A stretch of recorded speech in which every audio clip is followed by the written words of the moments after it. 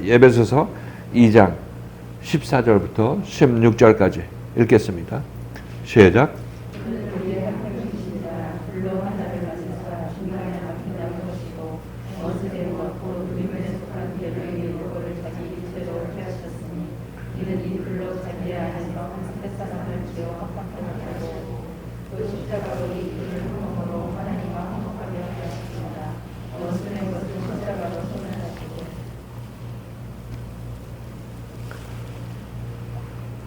그는 우리의 화평이신지라. 그는 누구?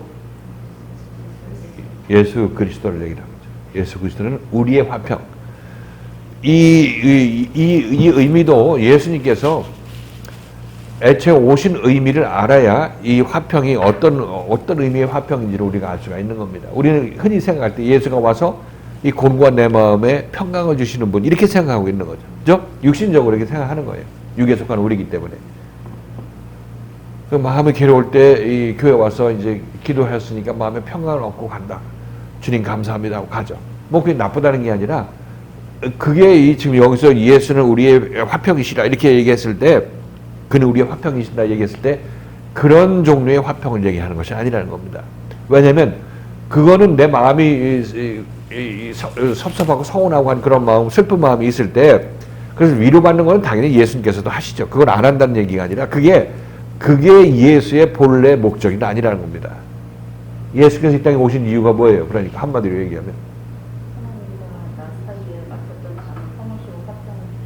그렇죠. 하나님과 나 사이가 사이가 벌어져 있어서 서로 등대고 너는 너 할 일하고 나는 나 할 일하는 게, 이게 지금 우리의 모양인데, 기껏 하나님 찾아도 하나님 내가 이 일을 하는데 내 일 좀 도와주세요 하고 하나님하고 등지고 있고, 하나님과 멀어진 상태에서 내 여기서 잘 살게 해달라고 하나님이 호출해가지고 부려먹으려고 하는 그 수준에서 부르고 있으니까, 이거는 뭐 오히려 등 돌리지를 말고 부탁을 하든지 해야지, 등 돌린 다음에 부탁하게 되면 뭐 어떻게 하자는 얘기야, 그 도대체. 그 짓을 우리가 하고 있기 때문에 예수님께 와서 너네 지금 무슨 짓을 하고 있는지 잘 봐라, 이렇게 얘기하고 있고, 이 하나님과 등을 돌리고 있던 우리들은 하나님을 향해서 방향을 돌리기를 원하시는 겁니다. 이게 예수님께서 우리에게 이루어주신 일이고, 이것이 나와 하나님 사이를 평강을 이루어지게, 나와 하나님 사이에 평강이 있게 하시는 분이야 예수님이라고 얘기를 하는 거예요. 그래서 예수는 우리의 화평이신지라 이렇게 얘기를 하게 되면, 예수님께서 나와 하나님 사이를 화평하게 만드시는 그런 분이시라, 이런 의도로 얘기를 하고 있는 것입니다. 여기까지 이해가 됐죠, 이제 이 말씀. 그러니까 이 에베소 이 말씀을 읽으면서 그는 우리의 화평이신지라 이 단어가 나오면, 사도 바울이 어떤 의도로 이 화평을 얘기를 하고 있는지 알면서 읽어야 된다는 얘기를 하고 있는 겁니다. 둘로 하나를 만드사 중간에 막힌 담을 허시고. 그러니까 둘이라는 거는 하나님과 나가 하나가 붙었으면 둘이 아니잖아요. 하나로 붙었으면. 분리가 되어 있다는 것은 둘이라고 얘기를 하는 거예요. 분리. 내가 하나님으로부터 분리된 게 죄다. 이렇게 우리가 정의를 내렸죠. 죄인은 하나님과 나와 사이가 벌어졌기 때문에 하나님 따로 나 따로. 그 둘이라는 거예요. 그리고 학자들은 이 둘을 유대인과 누구라고 그랬어요? 이방인, 에베소인 이렇게 얘기하는데, 이거 정신없는 소리죠. 지금 바쁜데 그런 얘기 할 얘기가 없어요. 그런 뭐 서로들 화해하라고 한 그런 여유가 없다는 겁니다. 물론 예수님께서는 그런 얘기, 뭐 서로 싸우게 되고 무할례자라고 서로 욕하고 그러면 조용히 하라고 얘기하시겠죠. 조용히 시키는 것도 그 사람을 하나님과의 거리를 없애서 다 막힌 담을 허물어서 하나님과 화해시킴으로 말미암아 조용하게 되는 겁니다. 사실상 보면. 이방인도 그렇게 해야 되고 유대인도 그렇게 돼야 돼요. 그러면 이방인과 유대인이 서로 차별이 없이 다들 하나님 안에서 하나가 됐기 때문에 서로 그들도 하나가 되는 거예요. 예수는 화평이신지라 하나님과 나 하나로 만든다. 하나로 만들기 위해서는 둘 사이에 막힌 담을 허물어야죠. 이 담을 또 뭐라고 한다 그랬어요? 우리 누가복음 16장을 얘기하면, 너와 나 사이에 큰 뭐라고 그랬어요? 큰 구렁이 있다 그래. 건너갈 수 없는 구렁이 있다 그래. 그래, 아브라함하고 부자 바리새인 신앙인하고 율법 신앙인하고 서로 건너갈 수 없고 대화가 안 된다는 거예요. 지금 우리가 같은 교회에 있고 같은 예수를 믿고 있지만 우리하고 저쪽 율법계의 큰 선생님하고 얘기를 한다 할지라도 얘기해도 답답하기만 해요. 답답하게 싸움만 일어나고 서로 건너갈 수 없는 구렁이에요. 서로 손잡을 수 있고 때리면 저쪽이 맞는 그런 거리에 있지만 큰 구렁이 있어. 서로 건너갈 수 없어. 이건 예수님하고 그 제자들하고의 사이도 사실 구렁이 있는 겁니다. 구렁이 메꿔지는 과정이지만 구렁이 있는 거예요. 이게 슬픈 일이죠. 좀 여러분들하고 저도 부딪힘이 있어요. 부딪힘이 있으면 여러분 죽어도 여러분이 맞다고 하는 것입니다. 그렇죠? 저는 제가 맞다고 하는 거고. 그러니까 이게 둘 중에 하나는 누가 무너져야 이제 둘이 어떤 갈등이 없을 거 아니겠습니까? 근데 여러분이 알고 있는 것은 내가 목숨 걸고 주장하는데 내가 맞다고 얘기하실 것이고, 그러니까 목사님 말씀하고 목사님이 하는 판단하고 그걸 내가 맞다고 주장하고 나면 웬만해서 그렇게 하겠습니까? 목숨 걸고 여러분 그렇게 하는 거죠. 그래서 저는 여러분에게 가끔 우리 탕자의 비유에서 마다들하고 아버지의 관계를 얘기를 했어요. 마다들하고 아버지의 관계. 그 둘이 대립이 되죠. 이 마다들의 입장에서는 이 밖에서 이 아버지 재산을 들고 나가가지고 창기와 함께 아버지 재산을 탕진해버린 그 둘째 아들이 돌아오니까 살찐 송아지를 잡고 뭐 가락지를 껴주고 좋은 신발 주고 잔치를 벌이고 있단 말이죠. 도무지 이 마다들의 입장에서는 이걸 용납할 수가 없고 걷다 대고 내가 아버지가 나한테 해준 걸 보니까 염소 새끼 한 마리 잡아준 적이 없이 나를 홀대를 하더니 이 창기와 함께 재산 먹어버린 둘째가 오니까 이 잔치를 벌어주니까 이런 아버지가 이 첫 마다들의 이 눈에는 좋아 보이겠어요? 안 좋아 보이겠어요? 아버지가 안 좋아 보이죠. 아버지라고 하나 두고 있는데 저 모양이라고 이렇게 욕하고 있을 것이에요. 근데 저 이 말씀을 여러분이 하면서 내가 마다들이라면 당연히 거저주장하겠네. 그렇죠? 여러분 그 동의하십니까? 나는 아버지 편이니까 마다들처럼 하지 말아야지 얘기할 것이 아니라 여러분 한번 입장이 돼 보세요. 여러분이 마다들 그 위치에 있다고 생각해 보시라고. 그럼 여러분 목숨 걸고 아버지 틀렸다고 얘기할 거 아니에요? 그렇게 할 수밖에 없어요. 그렇게 안 할 수가 없어요. 여러분 하지 말래도 그렇게 안 하고는 못 배겨요. 그렇게 하게 돼 있습니다. 그래서 성경에 나와 있는 기록은 이렇게 해서는 안 된다는 그 얘기를 하는 게 아니라 너희들은 이렇게 하게 되어 있어. 이것을 우리에게 보여주는 것이라니까요. 그런 너희가 바뀌어야 된다고 얘기를 하고 있는 겁니다. 그러면 마다들이 그러면 아버지는 어떻겠어요? 아버지는 그러니까 야 돈이 문제냐 창기가 문제냐?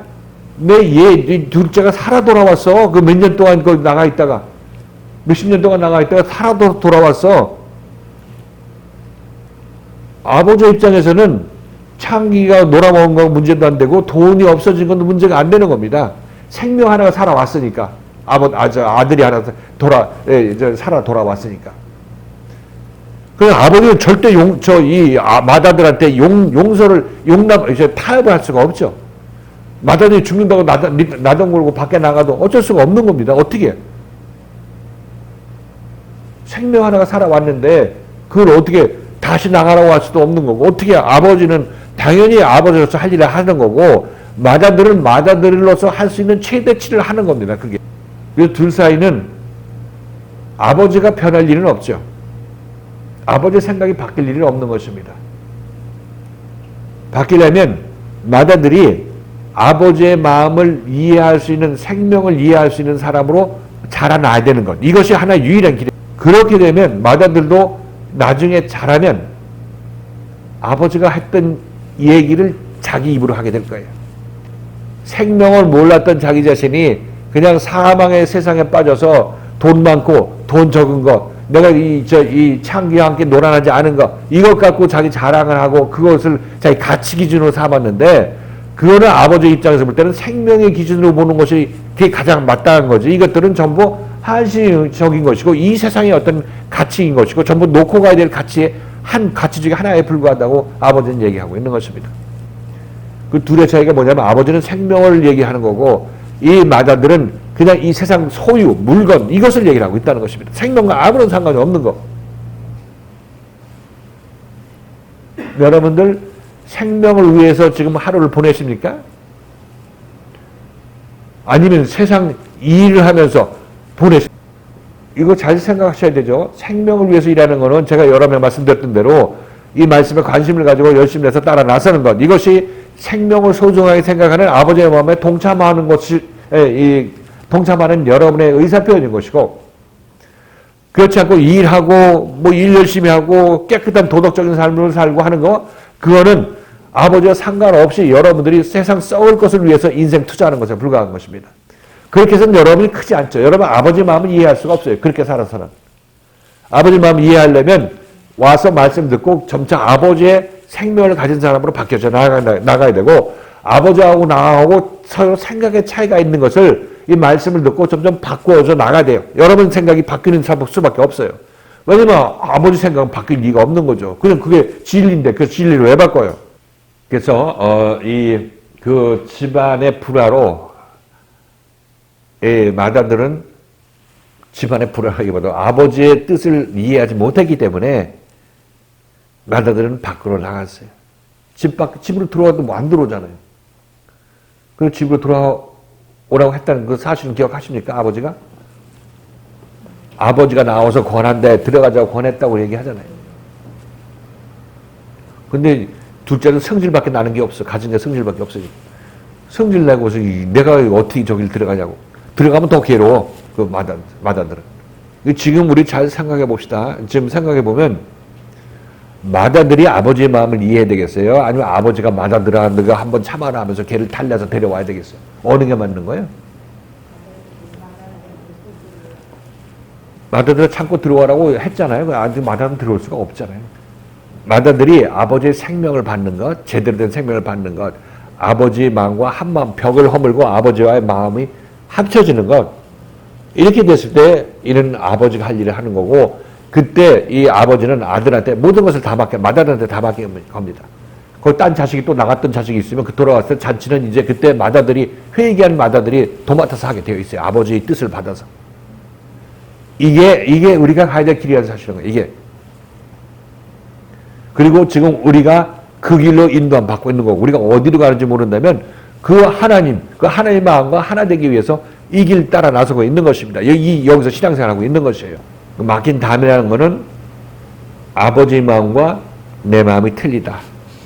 그리고 우리는 지금 이대로 살고 있는 이대로 보면 집에서 방 닦고 밥하고 회사 나가서 일하고 하는 이거 보면 전부 모르겠어요. 하나님에 의해서 인정하고 해서 농을 가서 일하고 이렇게 하고 그 모든 일들이 하나님과 동행하는 그런 일이라면 당연히 해야 되는 거죠. 뭐 먹고 살아야 되니까. 근데 하나님에 대한 인식 없이, 다시 말해서 하나님의 말씀이 선포되는 교회에 대한 인식 없이, 이 말씀에 대한 인식 없이, 하나님에 대한 생각 없이 그런 일을 하게 되면 그것은 하나님의 미워하시는 바 된 자라는 얘기를 하고 있어요. 왜? 너는 하나님이 만들어낸 하나님의 것인데 왜 네가 하나님으로부터 분리되어서 네가 네 멋대로 살려고 하느냐. 그건 죽음이다. 이렇게 말씀하시는 것이죠. 그러니까 그렇게 사는 게 하나님께 원수됐다고 얘기하는 거예요. 하나님과 원수됐다고. 우리가 몰라서 그렇지. 이게 원수된 짓이야? 이렇게 여러분들 꿈에도 몰랐다고 생각할지 모르겠지만 그게 원수된 일을 하는 것입니다. 그래서 그 결과가 어떻게 되겠어요? 그런 인생의 결과가 어떻게 되겠느냐 이렇게 여러분 생각해 보신다면 뭐 쭉정의 인생이잖아요. 쭉정 인생. 거기서 무슨 보람된 일이 있어요? 없어요. 그냥 세상에서 이스라엘 백성들이 애국 출애굽하기 직전에 벽돌 굽는 일을 했죠. 람셋과 비돔성 건축하는데. 벽돌 구워내라고 이렇게 했잖아요. 그래서 수량 못 맞추고 후드려 패고. 그래서 좀 나가려고 이 모세 따라 어디 좀 나가려고 좀 나가는 신용했더니 이 평 안에서 배부른 소리 한다고 해서 집을 예전에는 집은 썰어줬는데 집까지 너네가 구해가지고 벽돌 구라고. 지금 세상에서 여러분을 붙잡고 있는 방식이 바로 바로왕이 그 이스라엘 백성을 붙잡고 있는 세상 그 시스템에 꽉 여러분을 이렇게 붙잡고 있는 것입니다. 꼼짝 못하게. 한눈 팔면 확 그거 채찍을 후드려 맞고 너 빨리 하던 일에 이렇게 압력이 들어오게 되는 거죠. 그런 거 느끼십니까? 여러분 그때 여러분에 말씀드릴 때 집에서 먹고 마시고 입고 청소하고 하는데 바빠. 무진장 바빠. 일도 이렇게 많이 생기는지 그냥 일도 많이 생긴다고 여러분 간증하죠. 그게 상황적으로 거기서 도대체가 빠져나올 수 없는 그 상황에서 꽉 지금 짓눌려 있다니까요.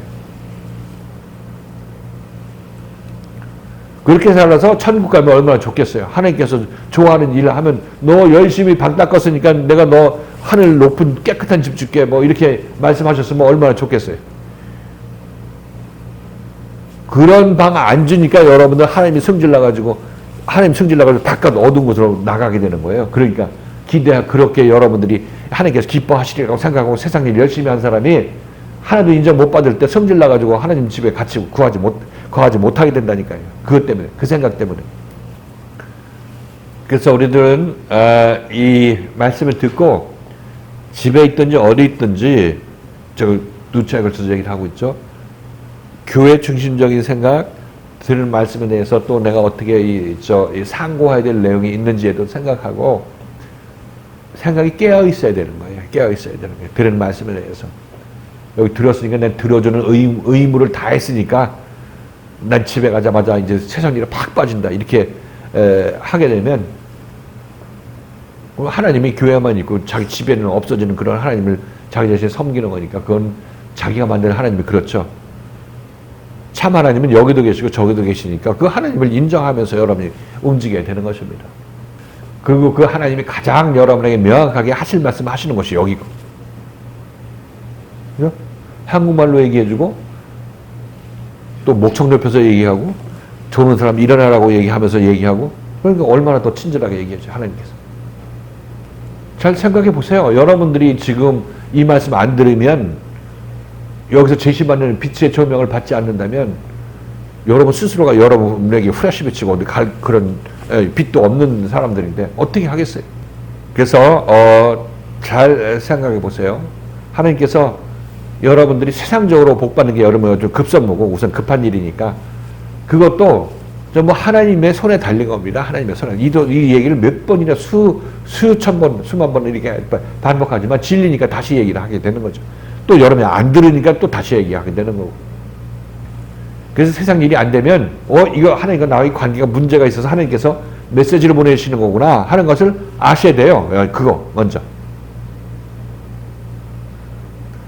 그리고 하나님께 기도 모드로 들어가고 하나님을 긍휼히 여겨달라는 그런 마음가짐 가지고 움직이게 되면 그때부터 일이 풀리기 시작하는 거예요. 그때부터 해결되기 시작하는 거고. 혼자 낑낑 대보세요. 일만 더 엉키지 되는 것도 하나도 없어요. 그래서 이것은 여러분과 하나님 사이에 담이 쳐져 있기 때문에 모르기 때문에 이렇게 해야 그 담이 무너진다. 아니면 이렇게 해서 내가 여러분과 하나님 사이를 화해시키는 것입니다. 화평을 여러분에게 하나님과 화평을 이루는 길에 대해서 얘기를 하고 있죠. 그 담을 무너뜨리는 거죠. 그죠? 여러분의 생각에서 전혀 생각하지 못했던 것을 생각하게 하는 것이니까 그 생각 때문에 하나님 생각하지 못했던 것들 때문에 하나님과 나서 이게 분리가 일어나고 담이 쳐졌으니까 그걸 생각해보고 하나님께 의지해야 되겠다고 생각하게 되면 그러면 그 담이 무너지게 되는 거죠. 하나님 좀 더 가까이 생각할 수 있는 그런 기회가 여러분에게 있게 되는 것입니다. 둘의 중간에 막힌 담을 허문다 이 얘기 말씀드렸습니다. 우리가 기존에 생각하고 있는 나의 옳담의 생각들 아까 마다들의 얘기를 통해서 얘기했죠. 우리는 전부 마다들의 입장이라면 마다들 같이 생각할 거 아니겠어요? 지금 우리가 주장하는 게 그거고. 그러니까 이 생각을 마다들의 생각을 내가 없애야지가 아니라 지금 마다들의 생각 없앨 것이 아니라 지금 말씀을 듣고 내가 하나님의 마음을 좀 더 알아가는 사람이 돼야지. 내가 하나님 내가 알아준다고 해가지고 내가 믿지는 게 아니라 내가 알면 알 만큼 나는 복을 받는 거니까 더 열심히 하나님을 알려고 하죠. 바로 그것을 이루어주는 것이 바로 여기라고 말씀드렸어요. 지금 여러분 듣는 이 말씀을 보세요. 무엇을 여러분에게 제시하고 어떻게 여러분의 팔자가 피게 된다는 것을 말씀드리는 거 아니겠어요? 자, 중간에 막힌 담을 허무시고 이렇게 해서 허물게 되면 하나님과 나 사이에 화평이 이루죠. 하나님께서 더 이상 우리한테 진노하지 않습니다. 뭐 하나님의 마음 뜻한 바대로 움직이는 그런 사람이 됐으니까 하나님이 진노하실 이유가 없는 거죠. 그리고 원수된 것, 내가 하나님과 원수되었다.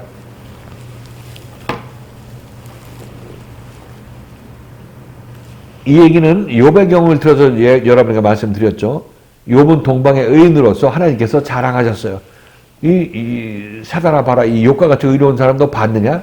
우스 땅에서 아주 가장 의로운 자다. 이렇게 하나님께서 말씀하셨어요. 그 욥은 하나님을 경배했죠. 욥기 1장 1절부터 5절까지. 자, 같이 한번 읽겠습니다. 시작. 우스 땅에 욥이라는 많은 사람이 있었는데 그 사람은 신전하고 정직하여 하나님을 경외하며 악에서 떠난 자더라. 그 소생은 아직까지 오히려 여자가 셋이며 그 소유물은 양이 7천이며 양떼가 3천이며 소가 500별이요 만나기가 500이며 종류가 많이 있었으니 이 사람은 동방 사람 중에 가장 큰 자라. 그 아이들이 자기 생기면 각각 자기의 집에서 잔치를 베풀고 그 위셋도 청하여 함께 먹고 마시므로 그 잔치는 지나는 우리들을 불러다가 성결케 하되 아침에 일어나서 그들의 모습대로 번제를 드렸으니 이는 욥이 말하기를 혹시 내 아들에게 점을 범하며 마음으로 하나님을 돌아가야할까 하면 욥의 행사가 항상 일어나였다. 욥은 지금 우리 신앙인들, 율법 아래서 신앙생활을 하고 있는 사람들, 저 율법이라는 걸 모르죠. 그 사람들은. 그 사람들하고 방불 하고 그 사람들의 훨씬 위에 있는 사람이죠. 열심히 신앙생활을 했던 사람인 것입니다. 하나님께 기도해서 하나님께 받고 또 하나님께 제사 드리고 예배 드리고 이렇게 하는 거죠. 그럼 이것보다 더 좋게 하나님을 섬기는 방법이 있나? 우리는 이렇게 생각할 것입니다.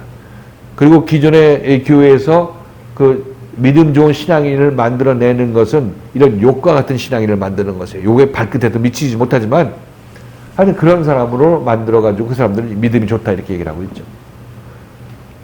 그런 욥인데 사단의 한마디 말에 의해서 무너지게 되죠. 여기 까닭 없이 하나님께 그렇게 경배드리고 예물드리고 제사드리고 하나님을 경외하겠습니까? 이렇게 까닭 없이 뭐 받는 게 있으니까 그거 하는 거 아니겠어요? 우리는 지금 예수 믿었으니까 천국 보내주세요. 예수 믿었으니까 떡반죽 그릇에 복 받게 해주세요. 나가도 복을 받고 들어와도 복을 받고 넘어져도 복을 받고 일어나도 복을 받는 그런 사람을 만들어주세요. 이렇게 얘기를 하고 있어요. 이거는 하나님과 나 사이에 계약관계를 만드는 거죠. 거래관계를 만드는 것입니다. 나 천국 안 보내주면 하나님 죽어. 이렇게 그렇게 얘기하는 거 똑같은 거란 말이죠. 그렇죠? 뭐가 잘못됐어. 근데 잘못된지를 아직 모르고 있기 때문에 문제지. 그래서 하나님께서는 욥을 통해서 그건 너희가 알고 있는 믿음이고 신앙이지만 그거 제대로 된 거 아니다. 너와 내가 한 마음 되어서 뭐 경배를 하든 하나님의 일을 하든 고하고 합으로 불쌍히 여기든 이렇게 하는 거지. 하나님과 분리된 상태에서 그거 하는 것들은 모두 내 마음을 떠나서 하는 거고 네가 있을 처소를 떠나서 하는 짓이야. 이렇게 말씀하시는 것입니다. 예수는 바로 네가 난 떠난 것을 다시 하나로 만들기 위해서 내가 예수를 보내는 건데 예수가 이 일을 하게 될 것이다 얘기를 하고 있는 것입니다. 그러니까 지금 이 욥은 하나님으로부터 복을 받기는 받았지만 이 복을 받는 것이 제대로 된 복이 아니라는 것을 하나님께서 이 욥을 통해서 계시하는 것입니다. 그래서 하나님께서는 욥을 사랑하셔서 욥에게서 그걸 다 걷어가시라고 사단한테 얘기를 하죠. 근데 사단은 누구라고 그랬어요? 그 욥에서 사단은? 예, 지금 보면 예수 그리스도예요. 근데 그 욥의 눈에는 그 재산 뺏기고 자기 자식 다 날라가고 10명 다 날라가고 자기 건강 악창이 나가지고 기왓장으로 긁는 그 절대절명의 위기에 도달했을 때 그 욥의 눈에는 우리는 예수 그리스도라고 얘기를 하지만 그 예수 그리스도가 뭐로 보이겠어요? 사단으로 보이는 겁니다. 그래서 사단으로 나온 거예요. 내가 갖고 있는 거, 내가 하나님께 기도해서 받은 걸 전부 그냥 다 없애버리는 그 그 천사는 사단이죠.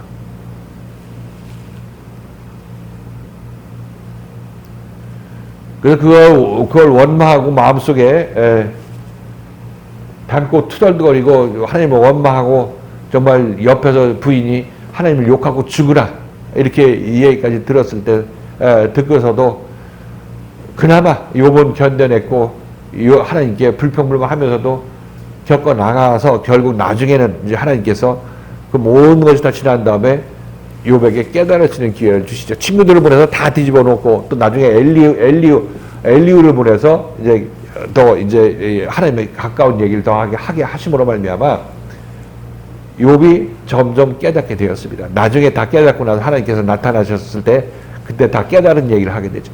내가 그동안 무지한 말로 이치를 가리고 내가 하나님을 섬긴다고 했습니다. 그래서 뭐 망령된 짓이었고 내가 하나님과 원수된 상태에서 하나님한테 뭐 돈 내놔라 자식 잘 되게 해달라 이런 얘기 했던 그런 자기 자신에 대해서 깨달은 것입니다. 내가 이때 미쳤구나. 그게 하나님을 믿는 게 아니었네. 그게 다인 줄 알았더니 이렇게 고백하는 것입니다. 이렇게. 그러니까 욥이 하나님부터 칭찬받고 하나님이 잘했다고 복을 내려주셨을 때 그때 욥은 하나님의 대적이었었어요? 아니었어요? 대적이었었죠. 원수진자였어요. 원수진자.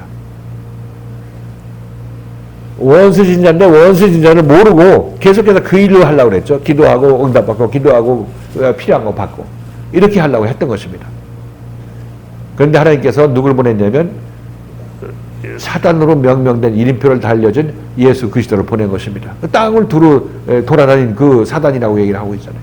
우리 마음속을 두루 돌아다닌 그런 예수 그리스도가 우리 마음을 욥의 마음을 확 그 마음의 속마음을 뒤집어 까 보이게 되는 것이죠. 그게 바로 욥이 받는 그 고난의 과정인 것이고 그것은 욥의 십자가 과정이라고 말씀드렸어요. 예수에 의해서 욥이 지게 되는 자기 십자가의 과정이라고 말씀드렸어요. 그러니까 이 욥이 하나님의 아들을 사단이라고 부르게 되었으니까 하나님과 원수진자죠. 하나님 보고 사단이고 마귀라고 얘기를 하니까 그 하나님과 원수진자죠. 원수진자죠. 이 욥이 의미가 사단이라는 의미예요. 욥이 대적자. 그 원수된 것은 내가 하나님을 믿긴 믿되 하나님과 하나 되지 않은 상태에서 믿는 것. 즉 내가 옛사람인 상태에서 하나님을 경배하고 하나님을 존중하고 믿는 것, 경외하고 믿는 것. 이것이 나의 옛사람이 하나님을 믿는 것이고 그것은 결국 원수된 상태에서 하나님을 믿는 것이라고 말씀드렸어요. 그러므로 우린 여기서 내가 하나님께 뭘 했다고 만족할 것이 아니라 하나님과 나 사이에 막힌 담이 말씀을 듣고 허물어지는 과정을 겪었느냐 이걸 여러분 생각하셔야 됩니다. 또 한두 번 허물어지는 건 체험 비슷한 거 했다고 해가지고 거기서 만족하고 난 됐다고 얘기할 것이 아니라 그것은 하나님과 진정으로 한마음 됐을 때 그것이 한마음 된 것이죠. 그때 완전히 무너진 것입니다. 하나님과 나가 원수됐다. 그러면 아직까지 나에게 옛사람이 살아있어서 옛사람의 십자가에 아직 못 박히지 않은 상태에서는 나와 하나님과 원수가 된다. 그러니까 그럼 앞으로 나 원수한테 어떻게 기도해?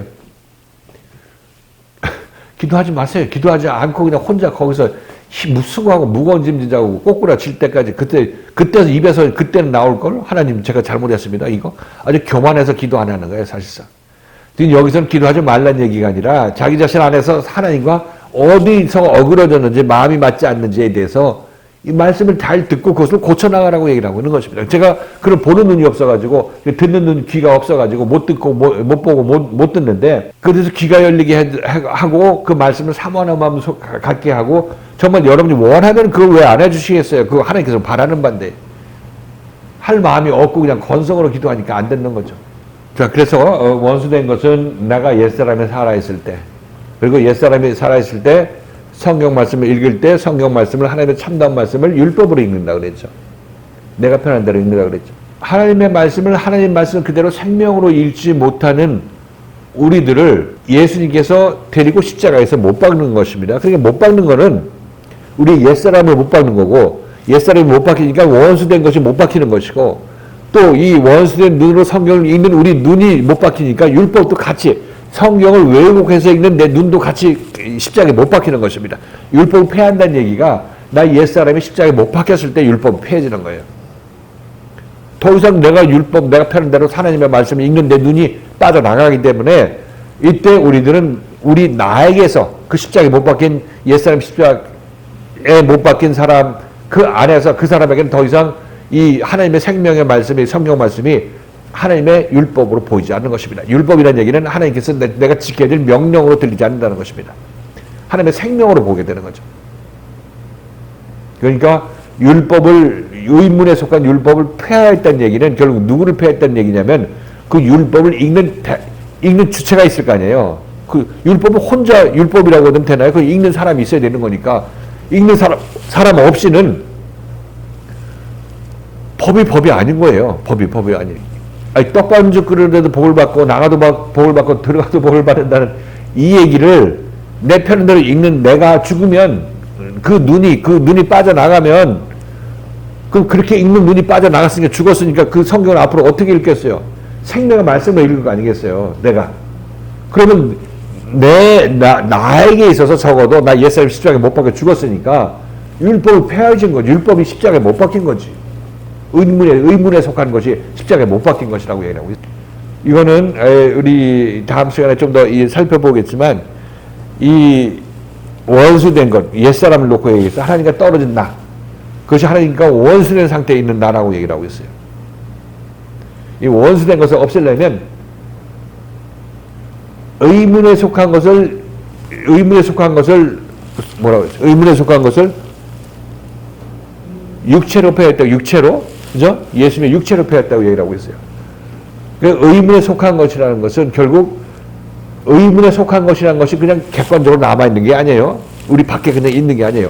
의문에 속한 것이 있으려면 그 의문에 의해서 그것을 읽어내는 내가 있어야 그것이 나한테 율법으로 읽힌다는 얘기는 율법으로 읽는 주체가 있어야 될 거 아니에요. 주체. 그 주체는 나란 얘기라고 하는 거예요. 이 율법 안에 있는 나. 하나님과 분리되어 있는 나라고 얘기를 하고 있는 거예요. 예를 들어서 똑같은 율법인데 예를 들어서 이것을 예수님이 읽는 거하고 사도 바울이 읽는 거하고 우리 이 죄인이 읽는 거하고 틀리잖아요. 그러니까 여기 객관에 우리 눈앞에 있는 이 성경 율법의 말씀은 생명을 가진 자들이 읽으면 전부 생명으로 읽는 것입니다. 근데 이것을 율법의 눈을 갖고 있고 사망의 눈을 갖고 있는 사람들이 읽으면 전부 사망으로 읽어내는 것이에요. 율법으로 읽어내는 것입니다. 율법을 폐하려면 이 사람이 그 눈을 빼야지. 이 사람이 이것을 이렇게 읽어내는 이 사람을 빼야지. 십자가에 못 박아야지. 그렇게 되면 앞으로 이 사람은 이 율법을 이 하나님의 생명의 말씀을 법으로 읽겠어요? 안 읽겠어요? 안 읽죠. 그러니까 이건 율법을 폐하는 것입니다. 이 사람에게서. 육체를 뺐다는 얘기는 예수 그리스도가 십자가에 돌아가실 때 거기에 연합된 우리 육신적인 눈도 같이 폐해진다는 그 의미를 여기서 얘기를 하고 있는 거죠. 아주 여러 가지가 겹쳐서 지금 얘기를 하고 있는데 그건 나 옛사람이 하나님과 분리된 옛사람이 있는 상태에서는 그것이 하나님과 원수된 관계인 것이고 그리고 내가 하나님의 생명의 말씀을 율법으로 읽는 그 나의 모습이라고 얘기를 하고 있습니다. 그런 내가 십자가에 못 박혀 죽는 것, 자기 십자가에 못 박혀 죽는 것을 얘기를 하고 있어요. 그렇게 돼서 나는 더 이상 이 문자적으로 성경 말씀을 읽는 사람이 아니다. 난 율법이 나한테 폐허졌고 그 율법이 나에게 온전히 이루어진 것입니다. 그 법이라는 것이 하나님의 생명의 법이. 정리해서 정리해서 말씀드릴 것도 없이 이제 다음에 또 한번 하겠지만은 지금 바울이 하는 얘기는 모르겠어요. 지금 이 얘기들은 우리가 성경을 이렇게 읽어야 된다 이런 차원에서 얘기를 하는 것이 아니라 지금 이 교회에서 진행되고 있는 일이 이렇게 표현된다고 얘기를 하고 있어요. 이렇게. 여러분들 책만 봤죠? 왜 그렇게 하냐고 하죠? 그러면 하나님께서 여러분들 다 손을 다루실 때 전혀 예상치 못한 방향에서 하나님께서 여러분을 다루신다는 것을 알 수가 있을 것이죠. 여러분 예측했던 것이 아니라 예측할 수도 없는 거죠. 왜 하나님께서 여러분들을 이렇게 넘어뜨리고 저렇게 세우시고 이렇게 칭찬하시고 저렇게 책망하시고 하면서 이 교회 생활을 통해서 여러분들을 이제 이 옛사람이 십자가에 못 박힌 사람으로 만들어 가시는 거죠. 그렇게 되면 여러분들 성경 말씀을 율법으로, 법으로 읽는 그 눈이 사라지게 되는 거고 하나님과 원수된 부분도 사라지게 되는 거죠. 그 일이 지금 여기서 진행되고 있습니다. 말씀을 드릴 때는요. 그 벽이라고 표현을 해주시는데 거기 저와 하나님과의 관계를 봤을 때 제가 진짜 이것만은 하나님한테 양보할 수 없다든지 어떤 생각이라든지 이런 것 때문에 제가 이렇게 거리고 좀 이렇게 두게 되잖아요. 근데 그게 어떻게 할 수 없는 죄의 벽이고 불응이고 하는 거기 때문에 그걸 하나님 이제 예수님을 통해서 그것을 이제 저희 교회 생활을 통해서 이제 없애드리고 하나님과 한 마음이 될 수 있게끔 하는 것이다 네. 라고 이해를 했는데 근데 이렇게 말씀으로만 이렇게 봤을 때요 또 어디 보니까 이걸 이방인과 이스라엘을 하나로 만드는 거라고 해석을 해놨잖아요. 그렇게 봤어? 네, 아예 그냥 대놓고 이방인과 이스라엘을 하나로 만든다라고. 근데 그 얘기를 하길 잘했네. 네, 그 쓸데없는 얘기 하는 데서. 네, 근데 아예 그렇게 써놨는데 저는 이렇게 볼 수밖에 또 여기는 없게끔 또 해놓으신 것 같다는 생각이 드는 거예요. 그래서 그 이방인과 이스라엘, 우리가 하나님과의 관계가 아니라 이방인과 이스라엘 다른 걸로 이렇게 표현을 이해를 할 수밖에 없게 써주셨을까? 그게 이제 의문이 좀 들었는데 그게 그래서 제 혼자 막 그렇게 생각하기로는 제 안에 이스라엘 민족과 이방인이 어떻게 같이 있는 거잖아요. 그만큼 이스라엘 민족이 있는 거고 아직 제 고집이 있는 대로 이방인이 같이 있는 거잖아요. 근데 그 이스라엘은 참다운 이스라엘, 우리 여기서 말씀에서 마음에 심겨진 그 말씀을 따라 나서고자는 그 안에 있는 영적인 이스라엘을 얘기를 하고 있어요. 이스라엘도 지금 교회 다니는 사람들 좀 일단 이스라엘로 봤잖아요. 유대인으로 봤잖아요. 그거는 영적인 이스라엘로 하든지 아니면은 어떻게 보면은 이제 말씀과 하나 된 예를 들면 목사님하고 저의 관계를 봤을 때 이렇게 떨어져 있잖아요. 그래서 이거 멀어져 있어? 예. 난 가까운 줄 알았는데. 가까운데 하나 될 수 없는 그런 죄가 있으니까요. 예, 그래서 그런 거를 나타내기 위해서 이렇게 꼭 이방인과 이스라엘이 하나 된 것처럼 이렇게 말씀에 있는 건지 사실은 목사님 말씀만 들을 때는 의미가 없었는데 다른 데에서 그렇게 해석을 해놓은 거 보니까 조금 그런 생각이 들어요. 아니 처음에 그 얘기할 때 지금 에베소 교인들을 놓고 이제 하나님께서 예수를 통해서 이방인하고 유대인하고 화해를 시켰다 이렇게 얘기를 하는데 그러면 그때 화해 안 된 우리들은 한국 사람들은 어떻게 되는 거예요? 그래서 그렇게 그 역사적으로 그렇게 해석하면 아까 길게 얘기한 게 유대인이라는 것도 보통 명사고 이스라엘도 보통 명사고 에베소인도 여기서 나오는 에베소 사람들도 그때 이 보통 명사, 이 고유 명사였지만 지금은 성경의 기록됨으로 말하면 보통 명사화됐다고 얘기를 하고 있잖아요. 그렇죠? 그리고 이 둘을 그러니까 그러면 역사적으로 그 사람대로 읽으면 그럼 아직까지 이방인하고 저 유대인하고 화합이 안 됐네. 그렇잖아요. 그때 화해시킨 거는 이스라엘, 에베소인들만 시킨 거고. 그런 식으로 성경을 가르치면 성경 갖고 이러니까 우리도 잘하자 이렇게밖에 안 돼요. 우리 화해하자 이렇게 얘기밖에 안 된다니까. 우리 말이 안 되는 거예요. 현재 지금 여기 와서 살아있는 말씀이 안 되는 거예요. 그렇게 읽으면 안 되는 거예요. 뭐 어느 책인지 알려줘 찢어버리든지 그 무의미한 거고.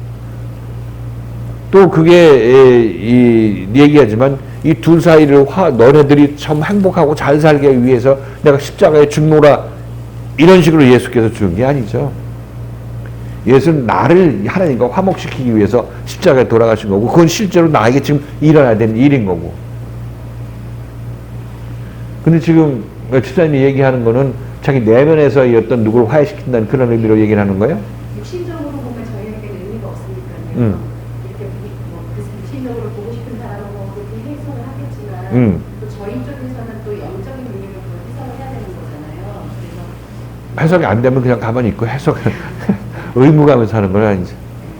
말이 육적으로 해석하면 말이 안 되니까 거기서 기도가 나오고 하나님께서 보여주는 만큼 보게 되는 거죠. 그럼 내 안에서 지금 예를 들어서 뭐 이방인이 있다. 그 이방인이라는 거는 지금 얘기했을 때 하나님의 생명을 준 사람이 이스라엘인이고 내 안에 있는 참 이스라엘인이고 또 그것에 반대하고 있는 자가 이방인이다 이렇게 생각할 수도 있겠죠. 그렇죠? 그렇게 되면 그 말씀을 듣고 그 이방인의 요소들 그것을 제거하라. 그게 병력하라 하니까 제거하라고 지금 얘기를 전해주고 있는 거고. 그러면 그 벽이 한꺼번에 와르르 무너지는 게 아니라 점진적으로 조금씩 무너지고 어디 끝순간에는 와르르 무너지겠죠. 그 일들이 여기서 진행된다고 얘기를 하고 있는 거예요. 근데 지금 내 질문의 요지를 내가 잘 파악을 못했는데 집사님이 본 거는 유대인하고 에베소인하고의 화해를 얘기하는 거다 이렇게 얘기하는 거죠.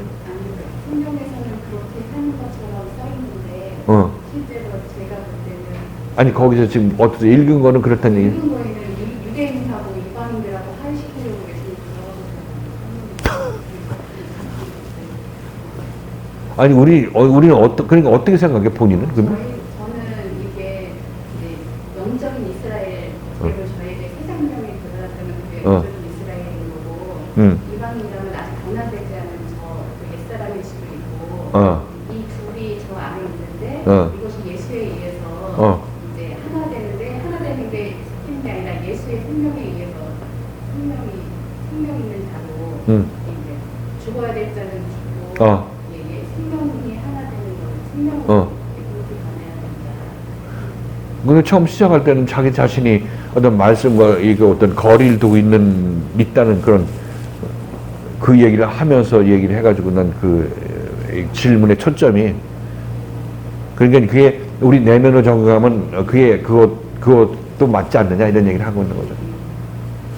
그건 맞는. 제가 너무 끼워 맞추는 아니 난 내가 이제 질문을 이해하기가 처음에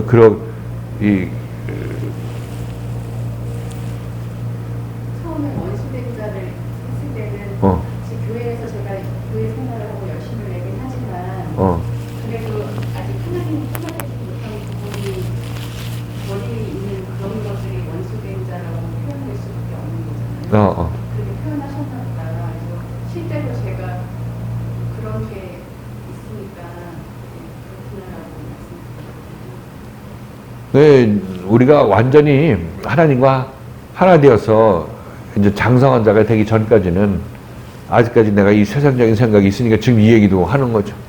세상에 파묻혀 있고 거기서 이제 바로에 잡힌 바 되어가지고 그냥 짓눌려서 노예 생활하고 있는 그 모습들을 하나님의 눈으로 보고 얘기를 하고 거기서 이제 고개를 들고 자기 자신을 인도하는 모세를 따라 나설 준비를 해라. 이 얘기를 하고 있는 거죠. 거기에서 아직까지 이 위기의식이 없거나 채찍질이 좀 덜 아픈 그런 사람들은 그냥 뭐 견디면서 그냥 인생 마감하는 거죠. 근데 이 부르짖음이 아프고 힘들고 어렵고 소망이 없고 빈 껍데기 같은 그 인생에 대한 부르짖음이 하늘에 상달되게 됐을 때 그때 모세가 이 보냄을 받던 것과 마찬가지로 우리들도 마찬가지로 이 모세의 어떤 보냄을 받아서 지금 이 말씀을 따라 나서는 거 아니겠어요? 그죠? 우리 이 말씀을 따라 나서는 거니까 여기서 제가 여러분에게 권면한 내용은 이 말씀 듣고 따라 나서라. 우리의 현 위치가 이렇다. 여기서 너희가 힘들어서 기도하지 않았느냐 이렇게 얘기를 하고 그래서 하나님께서 우리를 거기서 건져낼 모세를 보내주셨는데 이건 모세가 능력이 있어서 그런 것이 아니라 모세를 통해서 역사하시는 하나님의 능력이라고 우리가 이해하는 거 아니겠어요? 여기도 마찬가지예요. 교회에서도 뭐 제가 능력이 있어서 여러분들을 어떻게 하는 것이 아니라 저는 제가 할 말을 하면 하나님께서 거기와 같이 저와 같이 역사하시고 일할 거 일하시고 상황을 만들어서 우리를 따라 나서게 만드시는 것이니까 여러분들도 이 하나님의 역사하심의 손길에 몸과 마음을 합쳐서 따라 나서라고 얘기를 하고 있는 겁니다. 따라 나서라고. 그렇게 되면 거기서 바로에게 세상 임금 바로에게 헌신하고 나중에 심판받는 그 인생에서 빠져나올 수 있다고 얘기를 하고 빠져나와야 되는 것이고 성경의 기록을 보면 결국 바로가 졌잖아요. 10가지 재앙을 맞고서 그냥 끈질기게 버텼지만 전국적으로 바로가 졌잖아요. 그러니까 유대인과 에베소인의 화해를 위해서 피를 흘리셨다. 근데 김 집사는 말씀하고 좀 거리가 있는 것 같다. 교회에서 열심히 하지만 뭐 아니 근데 질문이 이제 내가 잘 정리가 안 돼서.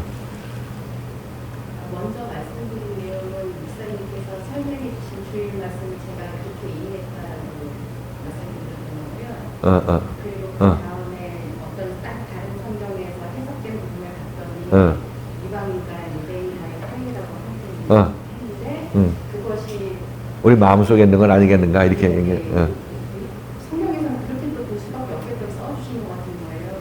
그 사람들이 다 그렇게 해석을 한 거 같은데 근데 그렇게 보일 수밖에 없겠던 이방인과 이스라엘 하나 근거로 하나님과 이스라엘이 아니라 이방인과 이스라엘이 하나 근거로 보이게끔 이렇게 써주신데 저 영적인 내용을 비교해서 받아들이는 것과 아니면 이렇게 우리 영적인 내용, 우리 영적인 면을 그렇게 썼다. 그렇게 해석 그렇게 이해를 하는 게 맞는 것 같아요. 이게 지금 이스라엘하고 이방인의 관계를 지금 참 이스라엘로 본다면 맞죠? 그 우리 생명 안에서 자라나고 있는 거고 이걸 저항하는 이 원수된 자가 이방인으로 지금 남아 있는 거 하나님 알지 못하는 자가 남아 있어서 그걸 방해하는 거지. 세상에 이거 벽돌 구워야 돼, 집 썰어야 돼, 빨리 거서 납품해야 돼 이렇게 얘기를 하고 있는 그 이방인이 있는 거고. 그렇지만 여기서 이 얘기를 듣고 또 여러분 내면에서 감동을 받는 면이 있을 거란 말이죠. 그게 생명의 말씀 듣고 여러분 안에 있는 참 이스라엘이 반응하는 그런 모습인 거고. 벽이라는 거는 이방인의 벽이죠. 이방인이 맡고 있는 벽이죠. 하나님과 나서의 이방인, 그 벽이 그 이방인의 벽이죠. 그렇게 봐. 내 안에 있는 이 참 이스라엘과 이방인 이렇게 생각하셔도 돼요. 맞는 얘기죠.